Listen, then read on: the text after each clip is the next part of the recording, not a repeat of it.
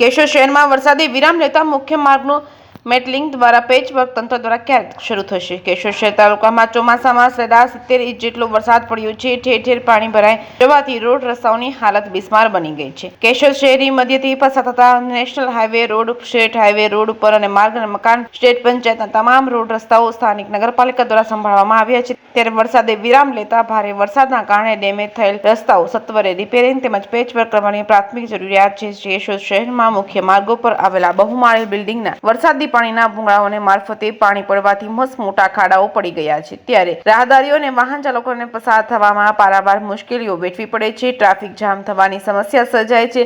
તાજેતરમાં જ લોકસભાની સામાન્ય ચૂંટણી સમયે રિસફેસિંગના ખર્ચે અને બાકી રહેલા રોડ રસ્તાઓના કામો કરવામાં આવ્યા હતા. તેમાંથી લગભગ અડધાથી વધારે રોડ રસ્તાઓ ગેરંટી પીરિયડ પહેલા પોતાનું અસ્તિત્વ ગુમાવી ભ્રષ્ટાચાર અને નબળી ગુણવત્તાવાળું કામ થયાનું પોકારે છે. ત્યારે કેશોદ શહેરમાં જુદા જુદા રોડ રસ્તાઓ ખોદીને મેટલિંગ કરી રોડ રસ્તાઓ બનાવવાના બદલે ખોદકામ કર્યા વગર રોડ રસ્તાઓ બનાવવામાં આવતા પાણી ભરાઈ જવાથી રહીશો દ્વારા રોડ તોડીને પાણીના નિકાલ કર્યા છે, તો અમુક વિસ્તારમાં ધોવાઈ ગયા છે. મેઘરાજાએ 2 દિવસથી વિરામ લીધો છે. ત્યારે સત્તાધીશોને સદબુદ્ધિ સૂઝે અને લોકોની સુખાકારી સુવિધાઓ ઉપલબ્ધ કરાવવા ખાડાઓમાં રહેલા રસ્તાઓ સત્વરે રિપેર કરી પેચવર્ક કરવાની શરૂઆત કરે તો રાહદારીઓ, વાહન ચાલકો, રહીશો અને વેપારીઓ રાહત શ્વાસ લઈ શકે છે. કેશોદ તાલુકાના ઓજસ, સાબળિયા અને નોરી તેમજ ટીલોડી અને ઉતાવળિયા નદીમાં ઘોડાપૂર આવવાની સાથે ઉપરવાસમાં ભારે વરસાદના કારણે ડેમના દરવાજા ખોલવામાં આવતા જળબંબાકારની પરિસ્થિતિમાંથી પાણી ઓસરતા સ્થિતિ સામાન્ય થઈ રહી છે. ત્યારે જૂનાગઢ જિલ્લા કલેક્ટર દ્વારા માર્ગ અને મકાન વિભાગના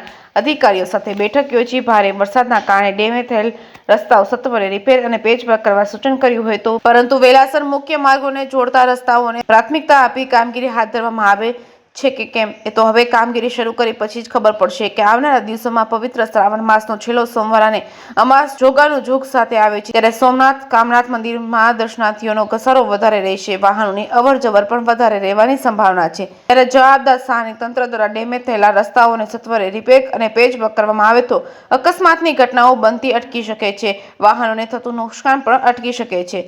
જેકેએસ ન્યૂઝ ગુજરાતી સાથે રાજુ પંડ્યા, કેશોદ. હું Kothadiya Chandresh, Gayatri medicine. Amrutnagar main road છે, હૃદય સમૂહ વિસ્તાર ધમધમતો. અહીં રોજને માટે આ ખાડા રહીએ છે વરસાદ પછીના, જે ભરાતા નથી અને ફૂલ ટ્રાફિક થાય અને પબ્લિકને અગવડતા પડે છે. અહીં અમૃતનગર રોડ ઉપર પુષ્કળ ખાડા જોવા મળે છે અને 2 દિવસથી વરસાદ પણ બંધ રહી ગયો છતાં તંત્ર ખાડા નથી પૂરતા. અહીં એટલી હોસ્પિટલો આવેલ છે અને ટ્રાફિક પણ એવડો રહે છે, છતાં તંત્ર બેપરવાહ લાપરવાહ છે. માટે જલ્દી તંત્ર આના માટે જાગૃત થાય એવી અપેક્ષા.